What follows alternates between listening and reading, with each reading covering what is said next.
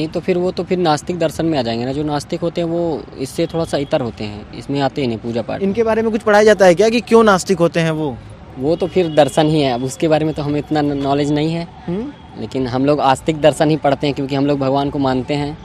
और तो हम लोग आस्तिक ही पढ़ते हैं, नास्तिक हम लोग को कोई। अच्छा इन्वायरमेंट मिल रहा है हमें यहाँ पे बढ़िया पढ़ने में? हाँ मतलब आप सेटिस्फाई हैं बीएचयू में और यहाँ पे एसवीडीबी में एडमिशन लेकर के? बिल्कुल बिल्कुल। हम तो बहुत पहले से, जब से बनारस में आए थे, हम यही सोचे थे कि हम बीएचयू में कब पढ़ेंगे। प्राकृत पाली भाषा, फिर जो हिंदी भाषा आती है, तो ये संस्कृत भाषा सर्वासु भाषासु जननी संस्कृत भाषा अस्ति। संस्कृत सर्वासु भाषासु प्राचीना भाषा संस्कृत। एतत् अस्माकं मान्यता अस्ति, एतत् सर्वे जानन्ति, संस्कृत सर्वेषां भाषासु जननी अस्ति। बहुत सारी संस्कृत की चीजें नालंदा यूनिवर्सिटी में। कौन कौन विद्वान है इसमें? कोई नहीं है। कोई नहीं है? अरे हम नहीं है। नहीं भैया बता दीजिए क्या, किस चीज़ के बारे में आप पूछेंगे? हाँ ये स्टार्ट हो चुका है। दरअसल दोस्तों हम आपको एक बात बताने जा रहे हैं। हम आए अभी संस्कृत धर्म विद्या विज्ञान। इधर दिखाइए तो एक बार बिल्डिंग को, बहुत ही खूबसूरत बिल्डिंग है। और आर्किटेक्चर इंडो गोथिक आर्किटेक्चर है ना ये बीएचयू का। तो जो भी है इन शायद क्रॉस चेक कर लीजिएगा, कोई दिक्कत नहीं है। और लोग यहाँ पूछते हैं कि शास्त्री की पढ़ाई, शास्त्री ना बीए शास्त्री की पढ़ाई, आप इधर आएंगे क्या? वो आप छुप जा रहे हैं तो आप प्यारे हैं आदमी, दिखेंगे नहीं। तो बीए शास्त्री की पढ़ाई कैसी होती है, क्या होता है और क्या क्या पढ़ाया जाता है? एंट्रेंस एग्ज़ाम में क्या पूछता है, कितनी सीट होती है, पढ़ने से कोई फ़ायदा भी है कि नहीं? इससे अच्छा हम बीए एलएलबी कर लें, बीएससी कर लें। क्या सोचते हैं ये शास्त्री वाले लड़के जो पंडित या फिर जो भी कहें पढ़ाई करते हैं? तो आज हिमांशु मिश्रा इसी पे बातें करेगा और बातें एकदम हॉलिस्टिक अप्रोच रख करके ना। एक बड़ा, क्या नाम है आपका? दीपक चंद्र भट्ट। दीपक, कहाँ से हैं आप? उत्तराखंड से। उत्तराखंड से। भाई साहब आप कहाँ से हैं? हम कानपुर से हैं। क्या नाम है? प्रांजल शुक्ला। आपके दोनों दोस्त भी आ गए यहाँ पे आकर के बैठ गए। अभी बोले थे न्यू एडमिशन क्लेम कर रहे थे। हम दरअसल यहाँ पे आए थे दोस्तों नया एडमिशन खोजने के लिए, कि नया एडमिशन जिसका हुआ होगा हम बातें करेंगे कि सीयूईटी का पहला बैच आया है, कैसा आया है, कितने नंबर पे आया है, कितना फीस लगा, क्या कुछ प्रणाली बदली तो क्या बदली। लेकिन कोई नहीं, हम आज थर्ड ईयर वालों से बातें करेंगे। तो भाई साहब बीएचयू में एडमिशन मिला, कैसा लगा? ये क्वेश्चन तो सबको अच्छा लगता है। भैया बहुत अच्छा लगा। दिक्कत क्या आ रही है 3 सालों में यहाँ पे? दिक्कत तो कोई नहीं है। कोई नहीं है। कोर्स के बारे में बताइए, किस कोर्स में इनरोल्ड है यहाँ बीएचयू में? मीमांसा एपिस्टेमोलॉजी। अच्छा, आप भाई साहब? वेद। ये ऑनर्स मिलता है क्या यहाँ पे? ऑनर्स मतलब यहाँ पे भी ऑनर्स, जैसे बीए आर्ट्स में ऑनर्स की सुविधा चलती है, वैसे बीए शास्त्री में भी ऑनर्स की सुविधा चलती है। क्या क्या सब्जेक्ट और भी हमें मिलते हैं चुनने के लिए? सर यहाँ पे 8 सब्जेक्ट हैं। इसमें पहला वेद सब्जेक्ट है, आप वेद से शास्त्री कर सकते हैं। दूसरा व्याकरण सब्जेक्ट है। तीसरा साहित्य है और मीमांसा है, वेद है, साथ में जैन दर्शन, बौद्ध दर्शन। तो टोटल 8 सब्जेक्ट्स हैं यहाँ पर आप शास्त्री कर सकते हैं। और टोटल अगर हम पूछें बीए शास्त्री में टोटल सीट सबकी मिलाकर कितनी है, तो कितनी है सीट? मैं आपका सर क्वेश्चन जैसे सीट कितनी है टोटल सीट? लगभग हर सेक्शन में 30 सीट हैं। जैसे आप साहित्य से करना चाहते हैं वहाँ पे भी 30 सीटें रहेंगी, प्लस उसमें 10 सीट लगभग पेड सीट रहती हैं। 5 से 10 सीटें पेड सीट में रहती हैं। इसी तरह सब में 8 के 8 में लगभग 30 लगभग सब में रहती हैं। किसी में अब कम भी होंगी, 15 तक भी होंगी लास्ट जैन दर्शन या बौद्ध दर्शन में देखें तो, क्योंकि वहाँ पर स्टूडेंट कम आते हैं। और में लगभग 30 सब में हैं, ये मिनिमम है। अच्छा, 12th में क्या था आपका कि आपने ये संस्कृत धर्म विद्या विज्ञान में आकर के बीए शास्त्री की पढ़ाई की? 12th में कुछ खास था क्या? संस्कृत जी संस्कृत था मेरा, 6 ही संस्कृत था। संस्कृत होना जरूरी है क्या ये कोर्स करने के लिए? हाँ आवश्यक है, कंपल्सरी। बिना संस्कृत के क्या एडमिशन नहीं हो पाएगा? नहीं, बिना संस्कृत के अगर आपका 12th तक संस्कृत आपका विषय 12th में है तो तभी यहाँ पर होगा। अगर 12th में आपका संस्कृत नहीं है तो नहीं हो पाएगा।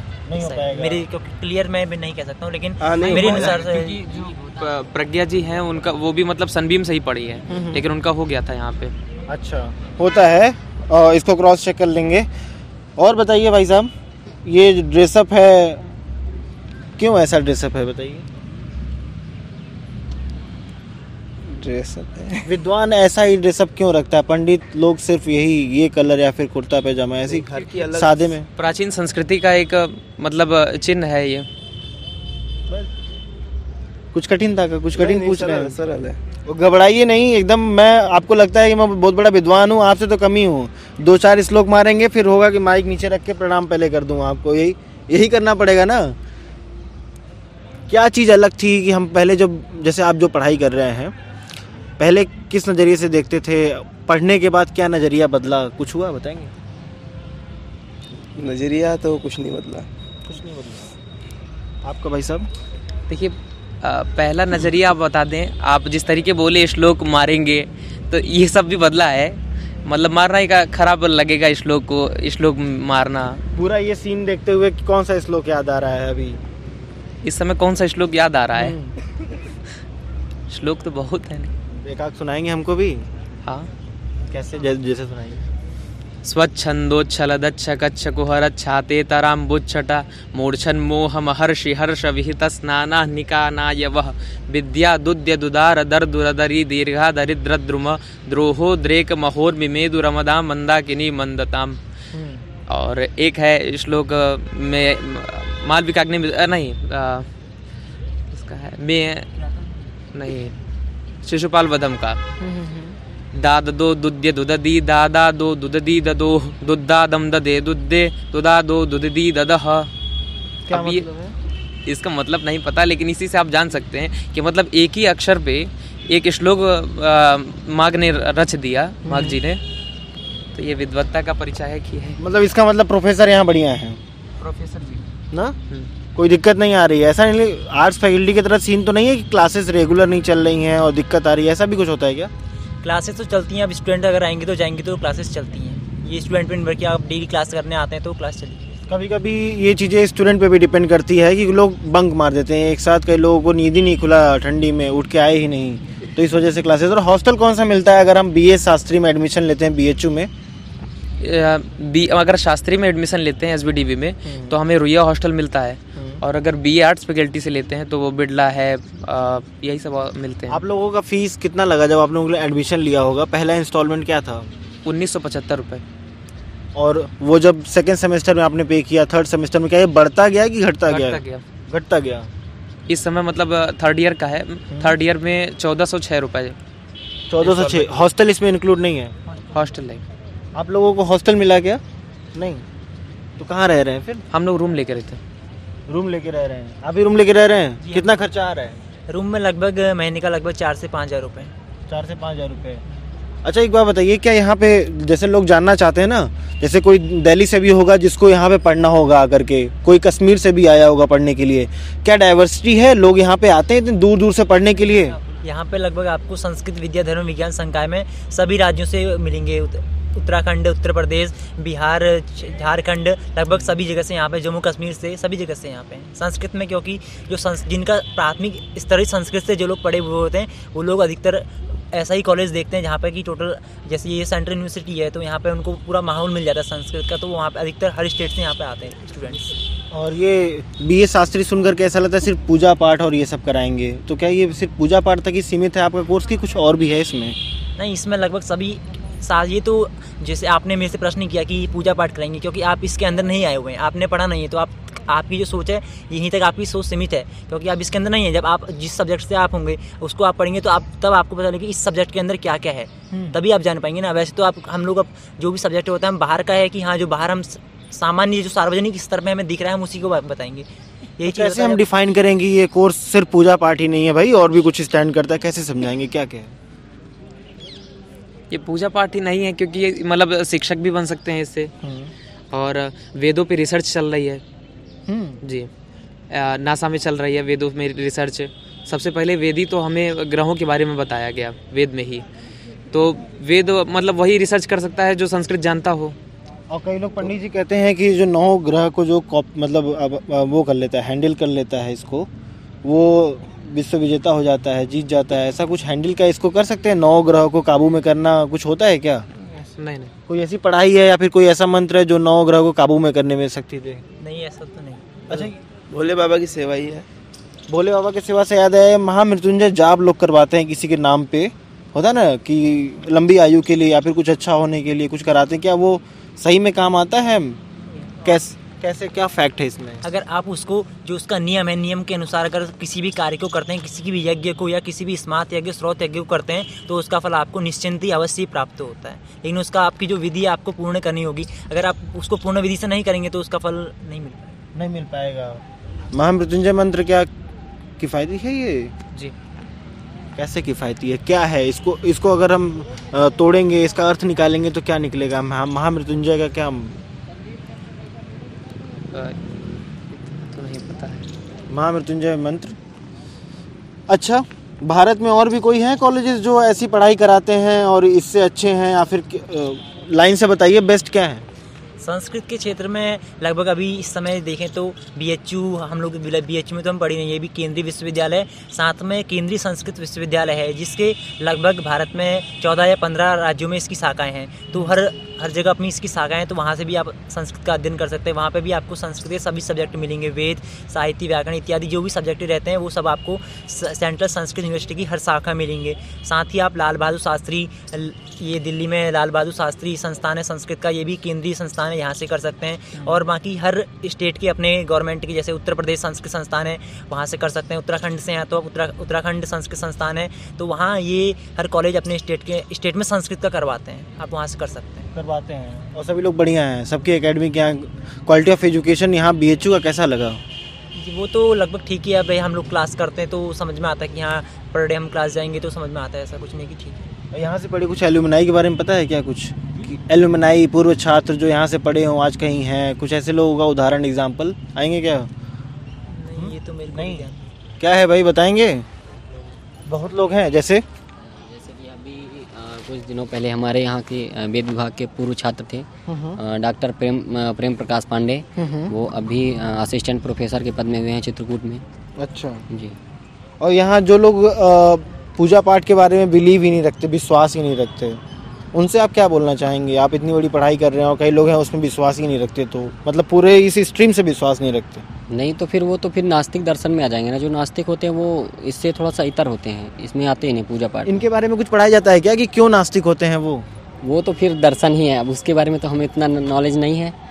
लेकिन हम लोग आस्तिक दर्शन ही पढ़ते हैं क्योंकि हम लोग भगवान को मानते हैं, और तो हम लोग आस्तिक ही पढ़ते हैं, नास्तिक हम लोग को कोई। अच्छा इन्वायरमेंट मिल रहा है हमें यहाँ पे बढ़िया पढ़ने में? हाँ, मतलब आप सेटिस्फाई हैं BHU में और यहाँ पे SVDB में एडमिशन लेकर के? बिल्कुल बिल्कुल। हम तो बहुत पहले से, जब से बनारस में आए थे, हम यही सोचे थे कि हम BHU में कब पढ़ेंगे। जी। चलिए, क्या नाम है आपका? मेरा नाम है शशांक गौतम। शशांक गौतम। कहाँ से हैं आप? मैं मध्य प्रदेश सतना जिले से हूँ। मतलब दूर दूर से लोग आते हैं, डाइवर्सिटी है यहाँ पे पढ़ने की। हाँ हाँ। कई लोग कहते हैं सिर्फ यूपी बिहार, मिनी बिहार बोल देते हैं कभी कभी BHU को, ऐसा नहीं है ना? नहीं, ऐसा कुछ नहीं है। यहाँ से तो खास अपने मतलब अदर कंट्री से भी लोग आते हैं, ऐसा भी है, इंटरनेशनल भी है। हाँ, SVDB में यहाँ कोई संस्कृत सीखने और ये विद्या धर्म की पढ़ाई करने, क्या फॉरेन से भी लोग आते हैं? बिल्कुल आते हैं। अभी एक तो हमारा ही फ्रेंड है, नेपाल का है, आज आया नहीं है वो। बस नेपाल? और अभी तो फिलहाल नेपाल का ही है। कंबोडिया भी जुड़ गया उसमें, कंबोडिया भी बोले हैं भाई साहब। आज एक आया था, कल आया था ना खे। अच्छा, एक मतलब एक पर्सनल जिज्ञासा है, एक प्रश्न है, पूछना चाहते हैं। ये जो लोग चुंडी छोड़ते हैं, जैसे मैं भी ब्राह्मण हूँ लेकिन मैं कभी चुंडी नहीं छोड़ा मैंने कभी, शायद स्टाइल में वो खत्म हो गई चुंडी, क्यों छोड़ते हैं? इसका क्या परिप्रेक्ष्य है? ये सनातन धर्म की थोड़ा परंपरा चली आई है, चुंडी की और जनेऊ की और तिलक का। ये ब्राह्मण का अलंकार है, तो इसको तो अपन हटा नहीं सकते हैं। नहीं हटा सकते हैं, रखना चाहिए, सबको रखना चाहिए। मतलब जो भी सनातन धर्म है उनको रखना चाहिए। कोई साइंटिफिक रीजन नहीं है इसके पीछे और भी? नहीं, क्योंकि जब शंख बजता है घर में, जब हम पूजा करते हैं हम, तो उसका भी एक साइंटिफिक रीज़न होता है। जो कान की सभी इंद्रियां होती हैं वो एक्टिवेट हो जाती हैं। तो हर चीज़ का कोई ना कोई एक वो होता है। जैसे हम मेडिटेशन करते हैं तो मेडिटेशन का भी एक फैक्ट है, दिमाग को शांत रखता है। ऐसा नहीं सिर्फ भगवान को याद करते हुए मेडिटेट किया जा सकता है, खाली दिमाग से मेडिटेट किया जाता है ना। बहुत सारी चीज़ें हैं और क्या ही बताएं। लोग आते हैं यहाँ पे, सबको हॉस्टल नहीं मिलता, आप लोगों को भी हॉस्टल नहीं मिला। आपके पास है, थोड़ा इधर है, ये तो आपके पास है। कितना लगा फीस हॉस्टल का, कितना लग रहा है? हॉस्टल का फीस फर्स्ट ईयर में मेरा लगा था 3185 रुपये, और सेकंड ईयर और थर्ड ईयर में लगा है मेरा 1300 रुपये। 1300 रुपये। और खाना पीना अलग से? खाना पीना अलग से, हाँ। खाना पीना का 4000 रुपये सिक्योरिटी थी, जिसमें से एक महीने की 1000 सिक्योरिटी थी, 3000 रुपये मंथली खाने का। और हॉस्टल तो आप लोग का बहुत पुराना है। हाँ, 100 साल हो गया उस हॉस्टल। हाँ, तो हो ही गया। कोई दिक्कत तो नहीं आ रही? नहीं, कोई दिक्कत नहीं आ रही। 100 साल की ये बिल्डिंग है, 100 साल से ऊपर की ये बिल्डिंग है, 100 साल से ऊपर का हॉस्टल है। और ये छात्र हैं, गोल्डन छात्र हैं काशी हिंदू विश्वविद्यालय के। बीएचयू का सबसे पुराना संकाय संस्कृत विद्या धर्म विज्ञान संकाय है। जब मालवीय जी ने इसकी स्थापना की थी तो सर्वप्रथम संस्कृत विद्या धर्म विज्ञान संकाय की स्थापना की थी। यहीं से ये जो पूरा अभी वर्तमान में हम इसको देख रहे हैं तो प्रारंभिक जो स्तर था इसका यहीं से प्रारंभ किया गया मालवीय जी द्वारा। और कई लोग मदर फैकल्टी आर्ट्स फैकल्टी को बोलते हैं।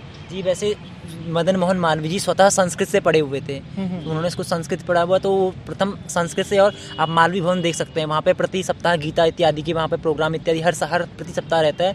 तो मालवीय भवन में वो रहते थे और जो उन्होंने प्रारंभिक स्तर मतलब फर्स्ट यहाँ पे हम लोग की जानकारी अनुसार तो उन्होंने फर्स्ट यहीं पे स्थापना की थी। और ये गंगा आरती कौन कराता है? आप लोगों में से कोई जाकर के कराता है क्या, कि वो उसका अलग टीम है मतलब बनारस का? हाँ, हम ही लोग में से हैं। हाँ, लेकिन हम अभी जो इतने बैठे इनमें से कोई नहीं कराता। इनमें से कोई नहीं मतलब हमारे ग्रुप में हैं ऐसे लड़के। मतलब बीएचयू से पढ़े छात्र गंगा आरती भी कराते हैं? हाँ, उसमें ये नहीं है कि बीएचयू से पढ़ा कि संपूर्णानंद से पढ़ा है, वो तो सीखने के तौर पे है, कौन सीख रहा है कौन नहीं। मतलब करते हैं, इसका हाँ। साक्ष्य है। करते हैं। बहुत बड़ी फैन फॉलोइंग है गंगा आरती की। हाँ। कई लोग सिर्फ इसीलिए एडमिशन ले लें कि शायद उनको वो करने का मौका मिले। कई लोग इसलिए एडमिशन के उनको पंडा बनने का मौका मिलेगा, किसी पीठ का वो बनेंगे। नहीं तो यहाँ फिर से ये कोई मतलब ये नहीं है कि नहीं आपको फिर यहाँ आएंगे तो सिर्फ गंगा आरती ही सीखना है। नहीं ये नहीं, ये तो बहुत कम ही लोग सोच के आते होंगे शायद। सबसे बढ़िया जैसे आप लोगों ने बताया 8 टोटल ब्रांच है, 8 है ना? यहाँ 8 ब्रांच subject है। 8 ऑनर्स है, ऑनर सब्जेक्ट है, सॉरी। वो ब्रांच तब हो जाते हैं जब हम मास्टर्स में जाते हैं ना, तो स्पेसिफिक हो जाते हैं। लेकिन ग्रेजुएशन में आते हैं हमको 8 ऑनर्स चुनने के लिए मिलता है और हर ऑनर्स में 30 सीट होती है ना, 30 सीट होती है। कौन सा ऑनर सबसे बढ़िया है? सबसे बढ़िया तो माना जाता है साहित्य को और व्याकरण को। क्यों? क्योंकि जो मतलब अपना फ्यूचर देख के चलना है तो आगे आने वाले क्वेश्चन हैं, जितनी भी प्रिपरेशन के क्वेश्चन के जो क्वेश्चंस आते हैं सब इसी से ज़्यादातर आते हैं, साहित्य और व्याकरण से। और एक आप लोग के कोई पहले के डीन थे शायद एक्सपायर कर गए इधर इस कोविड में ही, क्या नाम था उनका? नाम नहीं याद आ रहा है। कुछ लोग बोलते थे कि बड़े बड़े सेलिब्रिटीज़ की शादी भी यहाँ से लोग जाते हैं करवाने के लिए, ऐसा भी सब पढ़ाई यहाँ पे होती है। हाँ, वो तो ये तो कर्मकांड आप सीख सकते हैं। गुरुकुल से यहाँ सीख के पे आते हैं ना सब। तो आप लोग मांस तो नहीं खाते होंगे? नहीं, तो जो लोग मांस खाते हैं उनके बारे में आप लोग क्या सोचते हैं? नहीं खाना चाहिए, क्योंकि ऐसा सनातन धर्म में कहीं लिखा नहीं किसी जीव की हत्या करके उसको खाना। नहीं करना चाहिए जीव की हत्या। जीव की हत्या नहीं करनी चाहिए, मांस नहीं खानी चाहिए। लेकिन वेस्टर्न कल्चर बोलता है कि बहुत ही चीप सोर्स है प्रोटीन का और खाना चाहिए। एक बॉडी बिल्डर अगर मांस नहीं खाएगा तो वो कहाँ से बॉडी बनाएगा? और बॉडी बना करके स्टेज पे नहीं आएगा तो हम जैसे यूथ जो मांस नहीं खाते वो भी लाइक करते हैं उसको।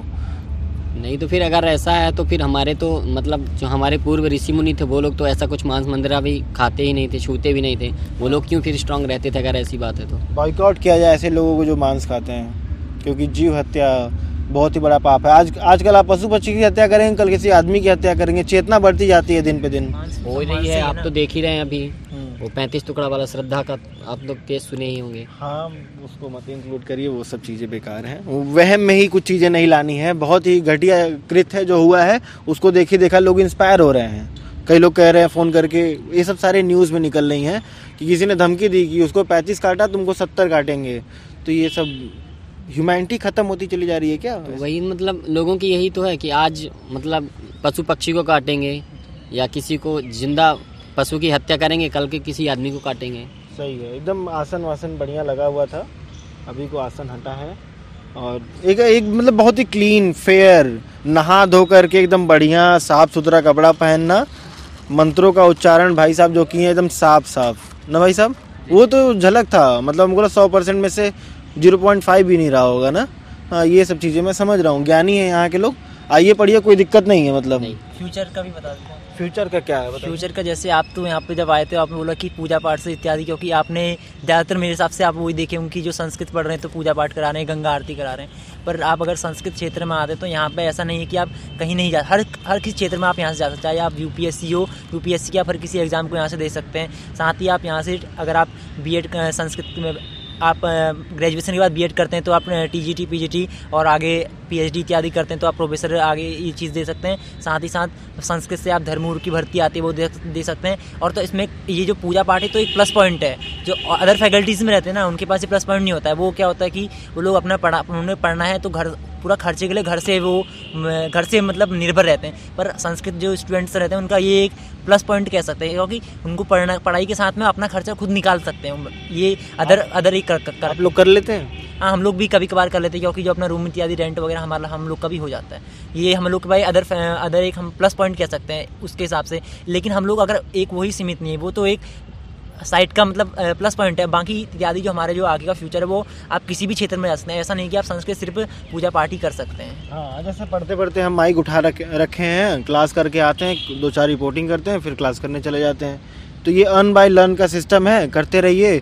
आप लोग को क्या रुद्राभिषेक, कथा और ये सब कराने आ गया है पूरा? हाँ, रुद्राभिषेक, दुर्गा सप्तशती इत्यादि हम भी सब करते हैं, और कथा इत्यादि करते तो हम लोग को फिर ये कि जो भी आप जिस चीज़ को आपने करना है उसमें आपको टाइम देना पड़ता है। आप किसी भी चीज़ को कर रहे हैं, जब आप किसी विषय में आप टाइम देंगे, समय देंगे, तभी आपका वो सक्सेस हो पाएंगे उस विषय में।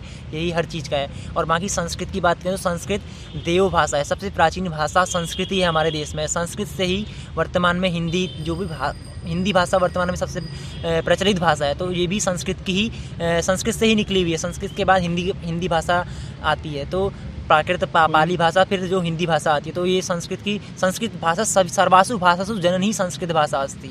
संस्कृत सर्वासु भाषासु प्राचीना भाषा संस्कृत। एतत् अस्माकं मान्यता अस्ति, एतत् सर्वे जानन्ति, संस्कृत सर्वेषां भाषासु जननी अस्ति। बहुत सारी संस्कृत की चीज़ें नालंदा यूनिवर्सिटी में थी जो जला दी गई। बहुत सारे ऐसी चीज़ें रिसर्च थी जो शायद नहीं लगता कि इस ज़माने में कोई कर पाएगा वैसा, वो जो उस ज़माने में करके लोग गए थे। और बहुत सारी चीज़ें हैं ब्रह्मांड में। लोग बोलते हैं कि नासा बोलती है कि एक आवाज़ गूंजती है हम की, वो भी संस्कृत में अनुवाद करते हैं, और संस्कृत बहुत ज़्यादा तवज्जो दिया जाता है। संस्कृत एक ऐसी भाषा है जिसको आप आगे से बोलें, मतलब और भाषा में, अब इंग्लिश में आप कुछ बोलते हैं तो आई एम गोइंग, मैं जा रहा हूँ, गोइंग आई एम बोलेंगे तो आपका गलत जाएगा, वो आपका क्लियर नहीं होगा। और अगर संस्कृत में बोलेंगे हम गच्छामी हम, तो आगे आप उसको आगे से बोलें या पीछे से बोलें, उसका मतलब एक ही होता है। इसलिए नासा ने भी संस्कृत को आप अपने जो रिकॉर्ड्स से होते हैं, वो नासा अपने जब कोई भी रिकॉर्ड्स से कुछ भी मैसेज उसमें प्रेषित करना होता है तो पहले वो उसने सब भाषाओं का इस्तेमाल करके वहाँ पे चेक किया था। तो हर भाषा में वहाँ पे जो यहाँ से वो भेजेंगे तो वहाँ गलत हो जाता। पर उन्होंने जब संस्कृत में यहाँ से उन्होंने भेजना प्रारंभ किया, संस्कृत में यहाँ से जो भेजा वो ऊपर चाहे उल्टा भी हो जाएगा तो उसका अर्थ वही आएगा, वो व्यक्ति अर्थ को समझ सकता है। और वर्तमान समय में विदेशों से भी लोग आ रहे हैं संस्कृत को सीखने, क्योंकि संस्कृत यहाँ फ्रांस में, जर्मनी में संस्कृत की 8 यूनिवर्सिटीज़ हैं, वहाँ पे संस्कृत लोग पढ़ते हैं। क्योंकि मैक्स मुलर प्राचीन साहित्य में अगर हम जाते हैं तो मैक्स मुलर, महोदय वेबर, वेटरनिधि, बहुत सारे लोग हैं जो वहाँ से आके यहाँ पे आगे इन लोगों ने संस्कृति को पढ़ा था, वेद इत्यादि सभी वेदों का अध्ययन किया था, उनमें शोध किए थे। तो इसलिए वहाँ पे अभी भी संस्कृत पढ़ाई जाती है। और भी लोगों का इस समय संस्कृत की ओर को ज़्यादा रुझान है। जैसे अगर आप इंग्लिश बोलते हैं तो अगर आप ग्रामीण एरिया में जाएंगे, आप इंग्लिश बोल रहे हैं, तो जो वहाँ पे लोग हैं वो हिंदी बोलते हैं, तो आपको देख के सोचेंगे हाँ थोड़ा भाई ये पढ़ा हुआ है, या फिर वो जानेंगे। पर अगर आप कहीं पे इंग्लिश के साथ में अगर संस्कृत बोलते हैं तो संस्कृत वाले को और भी अच्छे से देखा जाएगा, भाई ये संस्कृत जानता है, ये संस्कृत बोल रहा है, क्योंकि बहुत प्राचीन भाषा है। और अब संस्कृत को अब हम लोग को इसी भाषा का हम लोग को लोगों को फैलाना है, प्रसारित करना है। एक्सेप्ट कर रही है कंट्री धीरे धीरे। 2-3 दिन पहले एक वीडियो वायरल हुआ था जिसमें एक गाड़ी वाला हुआ था, उसने संस्कृत बोलते हुए पूरा ब्लॉग ही संस्कृत में उसने बनाया था, वो भी फ्लुएंट संस्कृत। तो अगर वो वायरल हो रहा है इसका मतलब लोग पसंद किए उसको भाई। अगर आप लोग भी अगर कोई भी संस्कृत सीखना चाहता है तो आप मात्र 14 दिन में संस्कृत बोलना सीख सकते हैं। मात्र 14 दिन देना होगा आपको, मात्र 14 दिन। यहीं पर आप काशी बनारस में संस्कृत संवादशाला है, यहाँ पर आपको हर महीने 2 क्लासेस चलती हैं। यहाँ पे भी है, दिल्ली में भी है, लगभग संस्कृत संस्थान है। और भारत में संस्कृत भारती है जो हर जगह संस्कृत शिविर चलाती है। अगर आप मात्र 14 दिन संस्कृत शिविर करते हैं तो आप संस्कृत बोलना, आपको मैं लिख के दे सकता हूँ कि आप खुद सीख जाएंगे। वहाँ पर इस तरह का आपको माहौल मिलता है, आप संस्कृत खुद बोलना सीख जाएंगे। आप एक बार आपको अगर समय मिले तो वहाँ पर आप जाके देख सकते हैं, और आगे से आप खुद हमसे संस्कृत में क्वेश्चन कर सकते हैं यहाँ पे आके, यही भी आप कर सकते हैं। और कुछ बताने लायक है? और तो लगभग मैं जो भी था लगभग बता दिया। बाकी धन्यवाद आपका बहुत बहुत। मतलब इस वीडियो को समाप्त करते हैं। बचपन याद आ गया। हमारी एक नंदा मैम थी, क्लास में पढ़ाती थी, क्लास 8 तक संस्कृत पढ़ा हूँ मैं। 8 लगभग 10 तक पढ़ा जाता है क्या संस्कृत? नहीं, तक मुख्य होता है, उसके बाद तो ऑप्शनल हो जाता है हमारी चीज़ें। तो बहुत मार खाया हूँ मैं संस्कृत, मतलब थोड़ा हलंत कहीं नहीं लगा तो वो उसी कॉपी से ही मारती थी, और बहुत ही निर्दयी थी मैम, मार पीट के पढ़ाई थी। लेकिन ये है कि संस्कृत आज थोड़ा दिमाग में आता है, स्त्रीलिंग, पुल्लिंग, नपुंसकलिंग। संस्कृत सबसे सरल भाषा है। आप किसी भी भाषा को आप पढ़ते हैं, आपको बस बचपन में क्या होता है उस समय हम लोग को इतने जानकार हम होते नहीं कि हम ये क्या है, हमको पता नहीं रहता है। हमें जो टीचर होते हैं हम बोलते हैं सीधे इसको याद करके लाइए। अब हम सीधे उसको याद करेंगे तो खुद समझ में नहीं आ रहा है तो हम कैसे, किसी चीज़ का हमें अर्थ नहीं पता है तो हमें कैसे वो समझ में आएगा, हमें याद नहीं होगा। आपको उसके बारे में कुछ पता नहीं है, आपसे सीधे बोला जाएगा उसको याद करके लाइए, कल को सुनाइए, नहीं सुना पाएंगे आपको डंडे पड़ेंगे, तो उसमें आपका वो भय बन जाएगा बचपन से ही। यहाँ पे भी है क्या ऐसा सीन? नहीं, यहाँ पे ऐसा नहीं होता। यहाँ पे जो भी पढ़े हुए आते हैं वो संस्कृत को, उनका जो संस्कृति मुख्य विषय हो जाता है, उसी को देखते हुए उसी को पढ़ते हुए आते हैं, तो उनका संस्कृत एक मातृभाषा हम लोग की हम अधिकतर हम यदा वार्ता कोऽपि सह करिष्यामि एवमेव संस्कृतेव वदामि, अन्यत् भाषा हम न वदामि। संस्कृत बहु सम्यक् भाषा अस्ति, प्राचीन भाषा अस्ति। भवान् अपि अहं पूर्वं कथितं कि समय यदा भवतः पार्श्वे अस्ति, भवान् गच्छतु, एकवारम् अवश्यमेव गच्छतु, मात्र 14 दिनस्य वार्ता अस्ति, गच्छतु, पठित्वा आगच्छतु, भवान् पुनः अस्माकं पार्श्वे संस्कृतेन वार्तालापं करोति। अस्तु, 14 दिन में हम वार्तालाप करने लगेंगे संस्कृत में। ये हैं टैलेंटेड बच्चे BHU के। मिलेगा हिमांशु मिश्रा आपको एक नए वीडियो में नए अंदाज। तब तक के लिए जय हिंद, जय भारत।